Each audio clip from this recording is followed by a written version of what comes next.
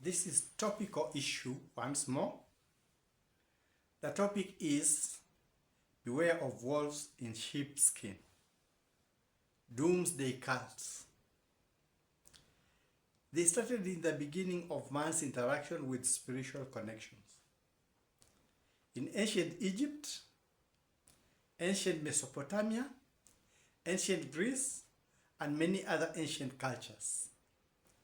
They used very sophisticated technologies to feign God's presence. Inventors like Phidias made doors that would open alone. That is, they had buckets with weights and steam. So when the buckets were heated, the steam would cause movement in the weights, and at a specific pressure,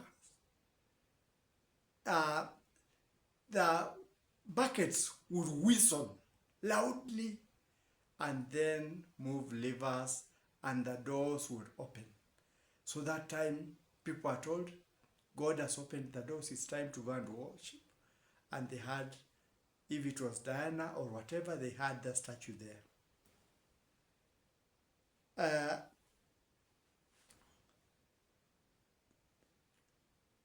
They asked for large sums of money, because that time it should come, this is now God who has opened the door, and now you go giving money, gifts, and use threats if they can be able to make doors open. Then they were people to reckon with. They took control of their followers' everyday activities, threatening calamities if not followed. There are people who would control you from when to take breakfast, what to take for breakfast, what to do, when to wash your face, every minute detail in your life. Some used magic and witchcraft to attain certain paranormal activities. They embodied fear and terror as their control mechanisms. They made the real worshippers look petty, useless, and false. They did not cease with the past, but kept evolving with time. I'm not saying all the people worship God, all the people have been leading people to God are like that. But I'm talking of the extreme ones. You will see why I'm talking about them. I talked of doomsday cults. They were the holy ones.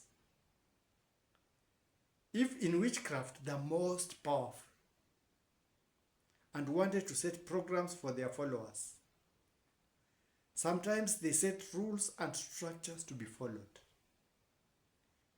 These are the warning signs to check out in any organizational worship structure.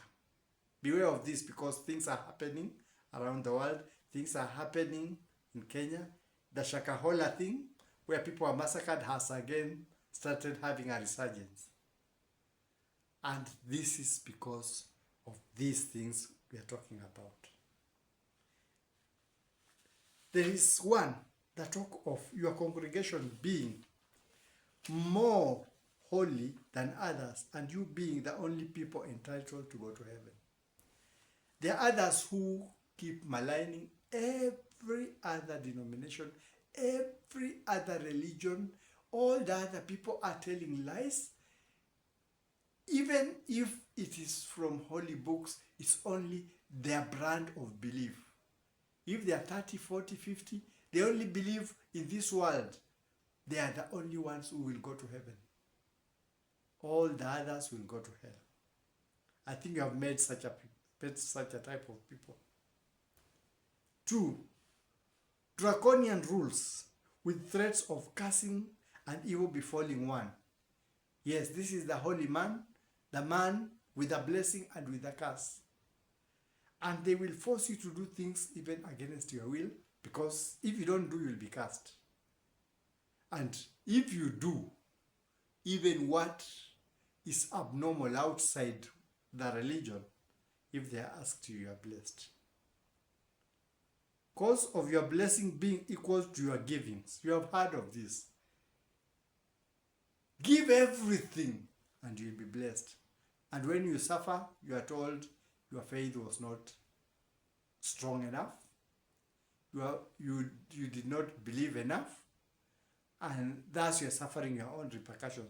Whereas you have given everything. The others who sell even up to the land, it's only the clothes they are left with. They are told, look for more. You will be blessed. And when things backfire, they are sent out of the church because they are turning people against God. Be it a church, be it a temple, be it, I'm talking of all religions. Threats of excommunication. Yes, if you don't follow what we are saying, and we are endowed by God to be doing this, you will never go to heaven. We are closing you. If it's Christian, they use the part that says, what shall be blessed here shall be blessed in heaven. What shall be cast or closed here shall be closed in heaven. So every time you go, it is just threats, gifts, and worshipping of certain leaders. Beware. Being convinced activities against your conscience are okay. For instance, you can be sent to kill. You can be sent to steal. The leader may ask for so many favors, including sexual favors. There was a church where the founder, was it Koresh or Grand Davidians or whatever, where all the women belonged to him, even if you went with your wife, that was that. And he would detach you from your family. So you find such a people. They are holy, they are God's embodiment, they are all that named in one. Isolation from friends and family to mark you as a devoted believer in God. There are others who tell you, stick to their group alone, do not interact with the people outside, do not even shake their hands. Do not even greet them. So there are people who cannot greet you, cannot associate with you. They find it difficult. In fact, they are made to believe they are not living on earth. They are living in heaven. So your interaction with them will interfere with their heavenness.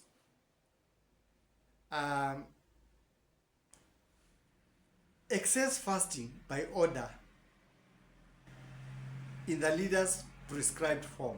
This is what has been happening to Mackenzie's cult at Shakahola. You are called and you are told now you will fast to death. And if you are not dying quickly, there are gangs of followers who themselves feed, they are very strong, they strangle you, they kill you. Talks of harming oneself to go to heaven, as this life is useless. That's why you are told, if you have got any property, bring here, documents, destroy them, everything, destroy all the contacts and everything. You're going to heaven. But remember, you are giving these documents to a person who is alive, who is not preparing to fast and go to heaven with you. So ask yourself, why is he preparing you to go to heaven? Give all documents, give all money, give everything, and the originator does not want to go to heaven with you. I looked at the Shakahola thing.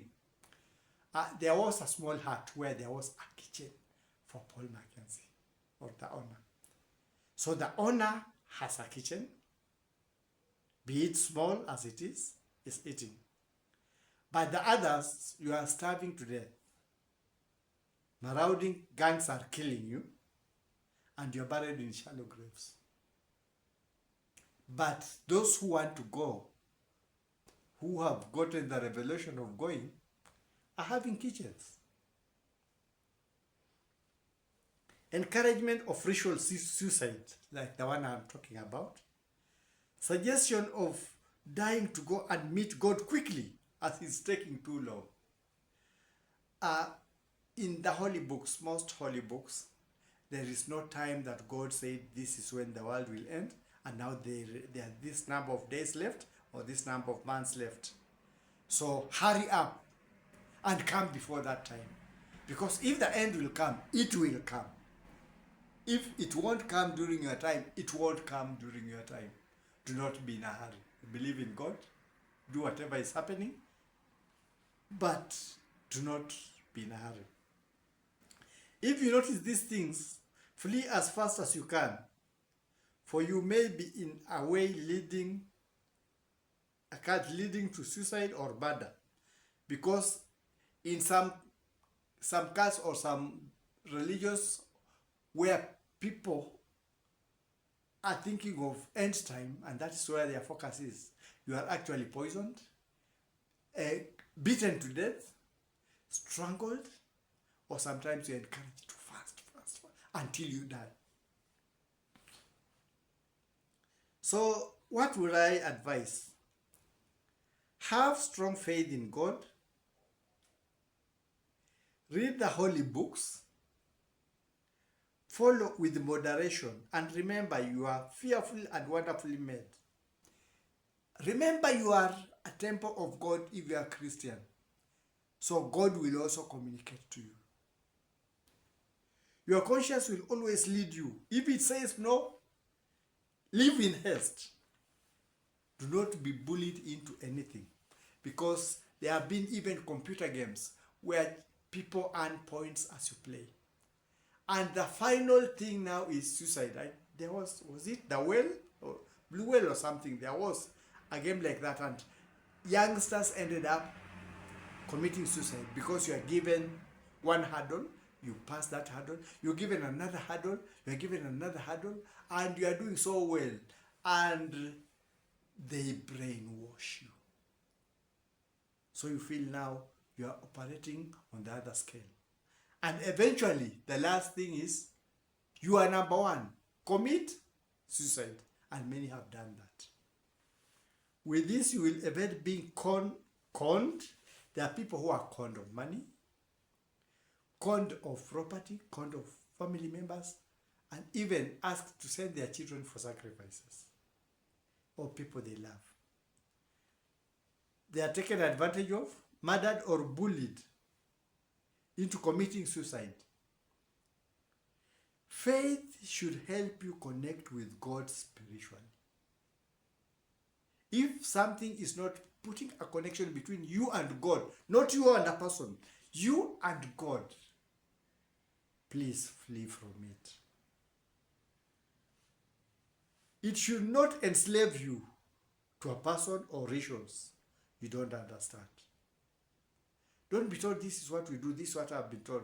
Be sure. Lest you be made to carry people on their backs when they are preaching. Lest you be made to do so many things, evil things, which you even know they are evil.